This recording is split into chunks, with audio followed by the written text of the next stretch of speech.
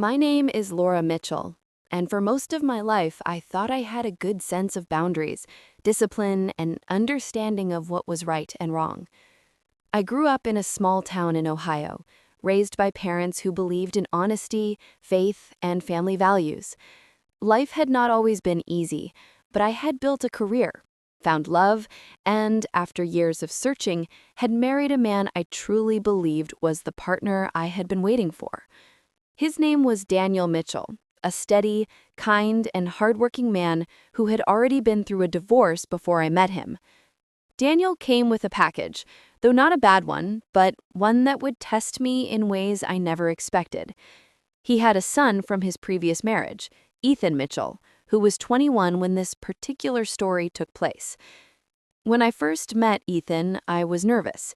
He was polite, but guarded, and I could tell he wasn't sure how to feel about me stepping into his father's life. For him, I was not just Dad's new wife, but also a symbol that his parents' chapter together had truly ended. Over time, though, we built a friendship. We were never mother and son in the traditional sense. He had his own mom, but I tried to be respectful, supportive, and careful not to overstep. Ethan was smart, independent, and a little quiet. He studied architecture at a nearby university and had an internship at a design firm. I admired his focus, though sometimes I saw loneliness in his eyes. He spent weekends with us whenever he could, and gradually our home began to feel like his second home. Everything seemed fine, until one evening when a small, ordinary request changed everything. It was a Friday night in early summer. Daniel had been invited to a company dinner that I wasn't able to attend because I was hosting a small charity gala the next day. That evening, Ethan was staying over at the house, planning to head out early the next morning for a trip with his friends. I was in my bedroom, standing in front of the mirror, trying on a few dresses for the gala. One of them, a sleek navy blue gown, had a zipper running down the back. The kind of zipper that's easy to zip up, but impossible to unzip without help. I twisted, reached, struggled, but no matter what I did, I couldn't get it undone. Normally, Daniel would help me, but he was already gone for the evening, and I didn't want to ruin the dress by yanking it too hard. That's when I thought of Ethan. He was just in the living room, probably scrolling through his phone. It seemed harmless, just a quick favor. I walked out and called to him, "Ethan, could you give me a hand for a second?" He looked up, a little surprised to see me dressed up. "Sure, what's up?" I turned slightly so he could see the problem. "This zipper is stuck. Would you mind unzipping it for me?" His expression shifted. He froze for a moment, and I realized how awkward the request might have sounded. But after a beat, he nodded. "Yeah, okay." I turned around, and he gently pulled the zipper down. His hands were steady, but I could sense his discomfort. When the dress loosened, I quickly held it at the front to keep it secure. "There," he said softly. "Thank you," I replied, trying to sound casual, but inside I felt something strange. It wasn't anything physical. It was a sudden awareness, a line, a boundary I hadn't realized existed until that moment. Ethan gave a small, polite smile and stepped back. I noticed he avoided eye contact as he sat back down on the couch. It should have ended there, just an innocent moment. But the truth is, it didn't. That simple act lingered in my mind, and it set into motion a series of emotions I wasn't prepared for. That night, after I finally changed into something more comfortable, I sat in my room reflecting on what had just happened. Why did it feel so strange? Why was I overthinking something so small?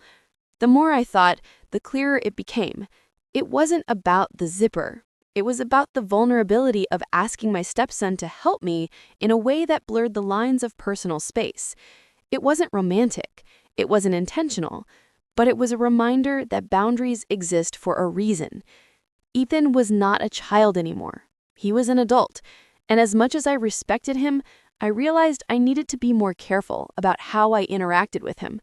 I didn't want to put him in uncomfortable situations or allow room for misinterpretation. Still, I couldn't shake the fact that when his hands had been near my back, I had felt tension. Not attraction, but a fragile awareness that we were both standing in a gray area of family roles. The following morning, over breakfast, Ethan was unusually quiet. He ate his toast, scrolled his phone, and avoided much conversation. I finally asked, "Everything okay?" "Yeah," he said quickly, without looking up. I wanted to ask more, but I didn't. Instead, I carried on with my day, but the memory of that small incident weighed on me. Days turned into weeks, and though life went back to normal, I started noticing subtle changes. Ethan seemed more distant when he visited. He was polite, but guarded, as if he didn't want to cross any lines. I worried that maybe I had embarrassed him, or worse, made him uncomfortable in a way that he couldn't express. That's when I realized this wasn't just my story, it was his too, and I had a responsibility as the adults in this dynamic to acknowledge it. Over the next few weeks, life in our household carried on with its usual rhythm. Daniel worked long hours at his firm, I busied myself with charity projects and household responsibilities, and Ethan came and went between college and his father's home. On the surface, nothing seemed different, but beneath it all, a quiet shift had occurred. Every time Ethan came around, I found myself remembering that night with the dress. It wasn't the act itself, it was the way it had unsettled both of us. I felt embarrassed at how thoughtless my request had been. I hadn't intended to put him in an uncomfortable position, but I could tell he hadn't quite forgotten it either. There were moments when I'd catch him glancing away quickly if I entered the room dressed up for an event. Once, while setting the table for dinner, his hand brushed mine by accident, and he pulled away as though the contact burned him. These little things added up, creating a tension that neither of us addressed out loud. I tried convincing myself that maybe I was overanalyzing, but I knew Ethan well enough by then to recognize when something was bothering him. He wasn't the type to speak openly about emotions, but silence often said more than words.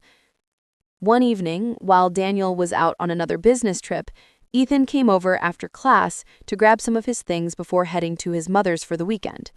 I was in the kitchen preparing a light dinner, and when he walked in, I greeted him warmly.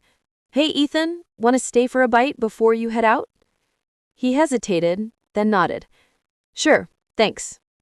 We sat at the dining table, plates between us, the hum of the refrigerator filling the silence. I decided I couldn't take the awkwardness any longer. "Ethan," I said gently, "can I ask you something?" He looked up, his fork halfway to his mouth. "Oh, yeah."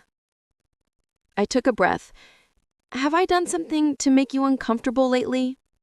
For a long moment, he didn't answer. Then he set his fork down and leaned back in his chair. "No, it's not that. I mean, well, maybe a little."